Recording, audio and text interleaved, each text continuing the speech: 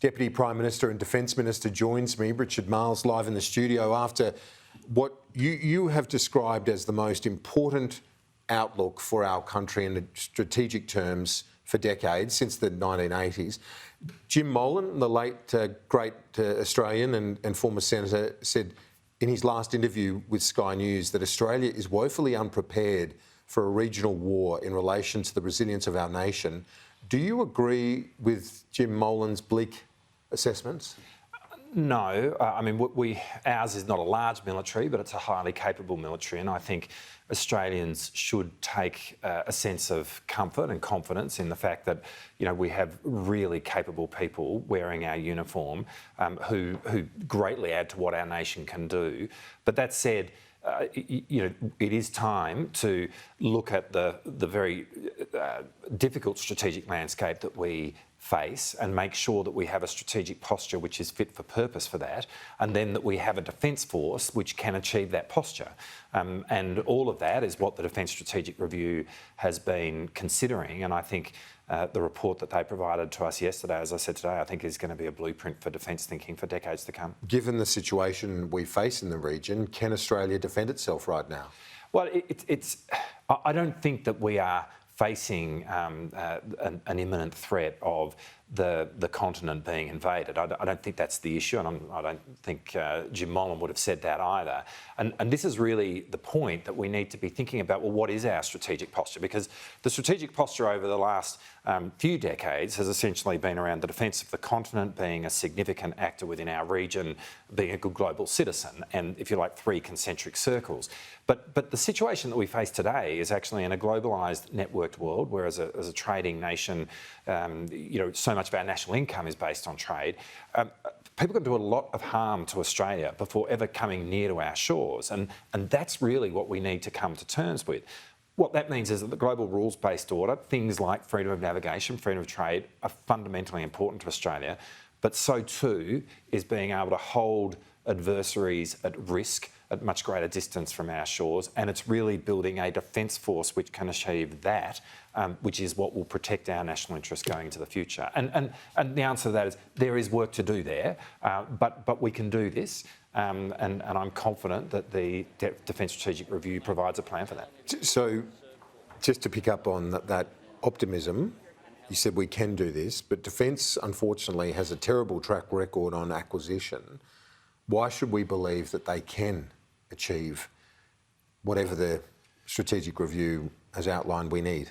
Well, I think it's right to point to the past and make sure that we learn the lessons of that. This government is certainly learning the lessons of the failure of the last government, which really was focused much more about, you know, a number and a budget than it was about capability outcome. And what we inherited was 28 different programs when I combine 97 years over time, which speaks to the point that you're making. I think what that means going forward is that we need to firstly be making sure that defence is subject to the scrutiny from Treasury and Finance as any other department is, so that there is a sense of value for money for the Australian taxpayer, and people can see that there is actually capability which is genuinely being acquired through the spend, and then making sure that with that scrutiny we do see an increase in the defence budget, and we all imagine that that's what's going to occur because, Kieran, in a rational world, defence spending is a function of strategic threat and strategic complexity. That's what we face today, and we are rational people. A lot of talk about AUKUS and our engagement with our allies. I know there's more to come next month with the Prime Minister's visit to Washington. Is this strategic review, though, about our sovereign capacity, or can we rely on the United States to come to our aid into the future? This is very much about our sovereign capacity, and I might say what we are doing through AUKUS is about our sovereign capacity as well. I mean, both are about building capability for our country. I mean, our alliance with the United States is profoundly important, and it's as important now as it's ever been. Could we rely on them to come to? Well, I think to protect us? I think we can completely rely on the alliance and on America, but that doesn't mean that it provides a leave pass for Australia to make sure that we have our own capacity and our own capability. In fact, you know, I think we need to be thinking about the alliance not just in terms of what America does for us, but what we can bring to the alliance ourselves. And that's going to be really important no matter what world we face in the future, in what is a very uncertain future. So we are very focused on self-reliance. We are very focused on Australian capability and making sure that we can build that fit for purpose for the strategic posture which the Defence Strategic Review is outlining. And you know, that is going to require more money being spent on defence. It's also going to require a much greater quality in the spend. You speak, and I remember your speech at the Sydney Institute about impactful projection. Does that include, for example, if the Americans expected us to support them in, say, any potential move against Taiwan?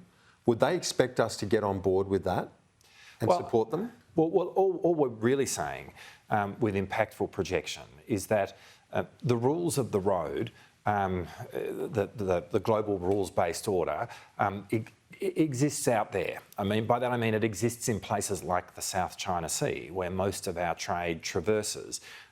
We need to be in a position where the rules of the road apply in bodies of water such as that. And we also need to be in a position where we can hold an adversary at risk much further from our shores, knowing that any adversary can do a lot of damage to us, as I said before, without ever setting foot on the Australian continent. Now, you look at both of those things and it speaks to the idea that we need to be able to project, not just defend, but be able to project. And that's got to be impactful, by which I mean, you know, it's got to be projection at the top end, but throughout the range of proportionate response. But on Taiwan, would the US expect us to get on board with that? Well, look, I don't... I try and refrain from speculating about Taiwan, and I know people do. But Paul Keating says it's not a vital Australian interest, that we essentially could do nothing. Well, I mean, our position... Do you agree with him on that? Well, our position on Taiwan is really clear. We don't want to see any alteration to the status quo across the Taiwan Strait. Our position is also clear in that all of our diplomacy and action in the region has been about trying to create pathways for peace and to de-escalating tension throughout the region, including in respect of Taiwan. And you look at what the Foreign Minister has done, and she's done an admirable job there. Our position is very much that we do not want to see any unilateral change to the status quo across the Taiwan Strait, and that's where we stand. The next generation UK submarine, potentially, according to the Sun newspaper this week, the Brits have said they're going to provide us a couple off their production line in Cumbria and then into a locally produced version. Is that right? Well, it won't surprise. My answer's not going to surprise you, which is I'm not going to preempt the decision that all three governments, the United Kingdom, the US and ourselves, will make in the not too distant future about what the optimal pathway will look like. But it sounds like the trilateral boat that you've been talking about, that sort of thing. Well, I mean, the point that we've made, and I'll continue to make, is that it is a genuinely collaborative effort between the three countries. When this is ultimately announced, and it's not far off, the people will see that this is far from it being a competition between the US and the UK. In fact, it is both countries working hand in glove to help Australia acquire this. Will you be with the Prime Minister when they? Look, we're working all those details through in terms of the term, how the announcement occurs. What I've been very much focused on is landing the position with the United Kingdom and the United States around what the optimal pathway looks like, and doing that in the time frame that we said would occur, and we're confident that's going to happen. A couple of quick ones before you go. The Air Force pilots, the legislation you're going to introduce, when will that be, essentially to stop Australian personnel going to China to be paid to give basically training that they've had here and pass that on to the Chinese? Yeah, look, I'm not in a position at the moment to give a precise answer to that. I mean, we asked Defence to look into this issue when it arose last year. I think the thing I really want to say to people is that the policies and legislation that we have in place now is strong. And any person who in the course of working for our nation acquires classified information is obliged to maintain that information for as long as it remains classified, and that's beyond their employment with the Commonwealth, and to reveal that to anyone else, including a foreign power, is right now a crime. But we do think that there is legislation that can be put in place which removes any doubt that information that I would describe as ancillary to that forms part of the secret. So we're developing that. We're going to do that as quickly as possible. You know, we're in the process of working out where we can fit that into the legislative agenda, but we are very keen to make sure this passes the Parliament. The government made a change to allow public servants to work on Anzac Day. Well, if they want, is that appropriate? Look, we saw this strange couple of questions in the House today, and again, the first point I'd make here is the idea that the opposition is seeking to politicise Anzac Day is sad, because Anzac Day is as sacred a day as any in our calendar. That is very much the view of this government.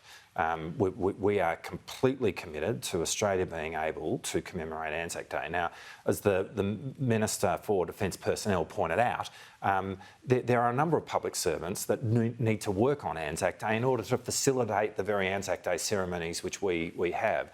And so the flexibility of being able to, you know, swap a day in or a day out in terms of a public holiday is the kind of flexibility that exists across industrial contracts right through our economy. This is not something unusual about it. It existed for almost the entirety of the former government's term in office. It's not something to be politicised. We're completely committed to the sanctity of Anzac Day. Deputy Prime Minister, I appreciate your time as always. Thank you. Thanks, Kieran.